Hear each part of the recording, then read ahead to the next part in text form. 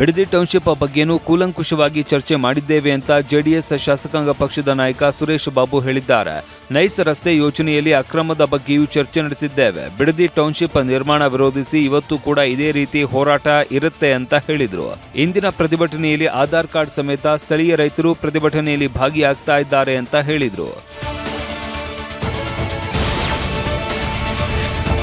ಬೆಂಗಳೂರಿನ ಫ್ರೀಡಂ ಪಾರ್ಕ್ನಲ್ಲಿ ಜೆಡಿಎಸ್ ಪ್ರತಿಭಟನೆ ಹಮ್ಮಿಕೊಂಡಿದೆ. ಹೀಗಾಗಿ ಫ್ರೀಡಂ ಪಾರ್ಕ್ ಸುತ್ತಮುತ್ತ ಸಂಚಾರ ವ್ಯವಸ್ಥೆಯಲ್ಲಿ ಕೆಲ ಬದಲಾವಣೆ ಮಾಡಲಾಗಿದೆ.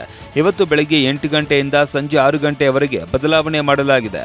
ಕೆಜಿ ರಸ್ತೆ ಮೂಲಕ ಮೈಸೂರು ಬ್ಯಾಂಕ್ ವೃತ್ತದಿಂದ ಬಲ ತಿರುವು ಪಡೆದು ಫ್ರೀಡಂ ಪಾರ್ಕ್ ಕಡೆಗೆ ಬರುವ ವಾಹನಗಳು ಕಡ್ಡಾಯವಾಗಿ ಪ್ಯಾಲೇಸ್ ರಸ್ತೆಯ ಮಹಾರಾಣಿ ಅಂಡರ್ಪಾಸ್ ರಸ್ತೆ ಬಳಸುವುದು.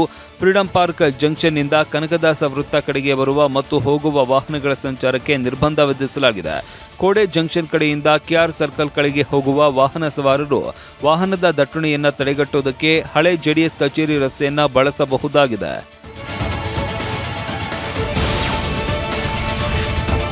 ಮೇಕೆದಾಟು ಯೋಜನೆ ಕುರಿತು ಸಿಎಂ ಡಿಕೆ ಶಿವಕುಮಾರ್ ನೇತೃತ್ವದಲ್ಲಿ ನಿನ್ನೆ ಸಭೆ ನಡೆಯಿತು. ವಿಧಾನಸೌಧದಲ್ಲಿ ಮುಖ್ಯಮಂತ್ರಿ ಡಿಕೆ ಶಿವಕುಮಾರ್ ನೇತೃತ್ವದಲ್ಲಿ ಸಭೆಯಲ್ಲಿ ಸಚಿವರಾದ ಚೆಲುವರಾಯಸ್ವಾಮಿ, ಸತೀಶ್ ಜಾರಕಿಹೊಳಿ ಸೇರಿದಂತೆ ಹಲವರು ಉಪಸ್ಥಿತರಿದ್ದರು.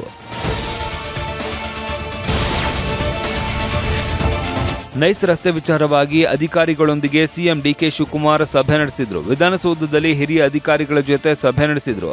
ನೈಸ್ ರಸ್ತೆ ಕುರಿತು ಮೊನ್ನೆಯಷ್ಟೇ ಸಿಎಂಗೆ ಕೇಂದ್ರ ಸಚಿವ ಎಚ್.ಡಿ. ಕುಮಾರಸ್ವಾಮಿ ಪತ್ರ ಬರೆದಿದ್ರು. ನಿನ್ನೆ ಹಿರಿಯ ಅಧಿಕಾರಿಗಳ ಜೊತೆ ಸಿಎಂ ಡಿಕೆಶಿ ಚರ್ಚೆ ನಡೆಸಿದ್ರು.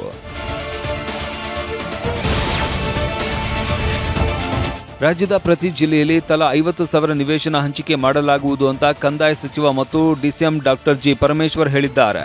ಬೆಂಗಳೂರಲ್ಲಿ ಮಾತನಾಡಿದ ಅವರು, ಖಾಲಿ ಇರುವ ಸರ್ಕಾರಿ ಜಮೀನು ಗುರುತಿಸಿ ನಿವೇಶನ ರಚನೆಗೆ ಕಂದಾಯ ಇಲಾಖೆ ಅಧಿಕಾರಿಗಳಿಗೆ ಸೂಚನೆ ನೀಡಿದ್ದಾರೆ. ಪ್ರಣಾಳಿಕೆಯಲ್ಲಿ ವಸತಿ ರಹಿತರಿಗೆ ನಿವೇಶನ ನೀಡುವುದಾಗಿ ಘೋಷಿಸಿದ್ದೆವು. ಅದರಂತೆ ರಾಜ್ಯದ ಪ್ರತಿ ಜಿಲ್ಲೆಯಲ್ಲಿ ತಲಾ 50,000 ನಿವೇಶನಗಳನ್ನು ಹಂಚಿಕೆ ಮಾಡಲು ಸರ್ಕಾರ ಉದ್ದೇಶಿಸಿದೆ ಅಂತ ಹೇಳಿದರು.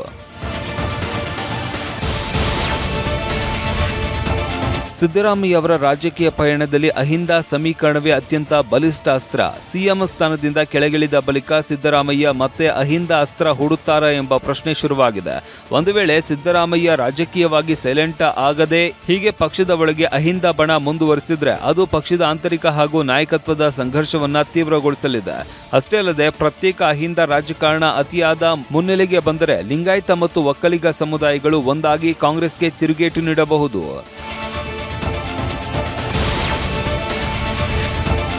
ಹೊರ ರಾಜ್ಯದಲ್ಲಿ ರಿಜಿಸ್ಟ್ರೇಷನ್ ಮಾಡಿಕೊಂಡು ನಮ್ಮ ರಾಜ್ಯದಲ್ಲಿ ತೆರಿಗೆ ಪಾವತಿ ಮಾಡದೆ ಅನಧಿಕೃತವಾಗಿ ಸಂಚರಿಸುತ್ತಾ ಇದ್ದ ಕಿಲಾಡಿ ಐಷಾರಾಮಿ ಮತ್ತು ಟಾಪ್ ಎಂಡ್ ಕಾರ್ ಮಾಲೀಕರಿಗೆ ಬೆಂಗಳೂರು ಸಾರಿಗೆ ಇಲಾಖೆ ಅಧಿಕಾರಿಗಳು ಬಿಸಿ ಮುಟ್ಟಿಸಿದ್ದಾರೆ.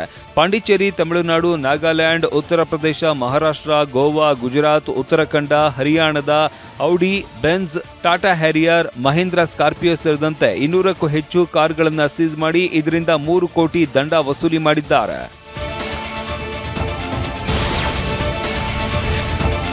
ಯುದ್ಧದಿಂದಾಗಿ ಡೀಸೆಲ್ ಲೀಟರ್ ಮೇಲೆ ಸುಮಾರು 8 ರೂಪಾಯಿನಷ್ಟು ದರ ಏರಿಕೆಯಾಗಿದೆ. ಇದರಿಂದ ಕೆಎಸ್ಆರ್ಟಿಸಿ, ಬಿಎಂಟಿಸಿ ಸೇರಿದಂತೆ 4 ನಿಗಮಕ್ಕೆ ಕೋಟ್ಯಾಂತರ ರೂಪಾಯಿ ಹೆಚ್ಚಿನ ಹೊರೆ ಬೀಳ್ತಾ ಇದೆಯಂತೆ.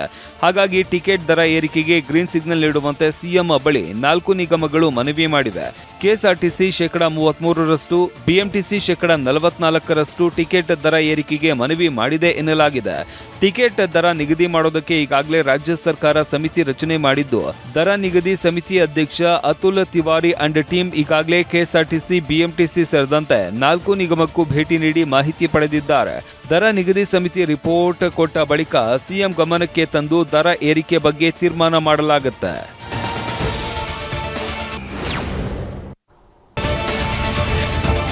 ರಾಜ್ಯಾದ್ಯಂತ ಆಹಾರ ಇಲಾಖೆ ಅಧಿಕಾರಿಗಳು ಹೋಟೆಲ್ ಹಾಗೂ ರೆಸ್ಟೋರೆಂಟ್ಗಳ ಮೇಲೆ ದಾಳಿ ಮಾಡುತ್ತಿದ್ದಾರೆ. ಈ ನಡುವೆ ಚಿಕ್ಕಮಗಳೂರಿನ ಬಸವನಹಳ್ಳಿ ಮುಖ್ಯ ರಸ್ತೆಯ ಕೇಕ್ ಕಾರ್ನರ್ ಬೇಕರಿಯಲ್ಲಿ ಅವಧಿ ಮೀರಿದ ಚಾಕೊಲೇಟ್ ಸಿರಪ್ ಬಳಸ್ತಾ ಇರೋದು ಪತ್ತೆಯಾಗಿದೆ. ಶಾಪ್ ಸಿಬ್ಬಂದಿಗೆ ಗ್ರಾಹಕನೇ ತರಾಟೆಗೆ ತೆಗೆದುಕೊಂಡಿದ್ದಾನೆ.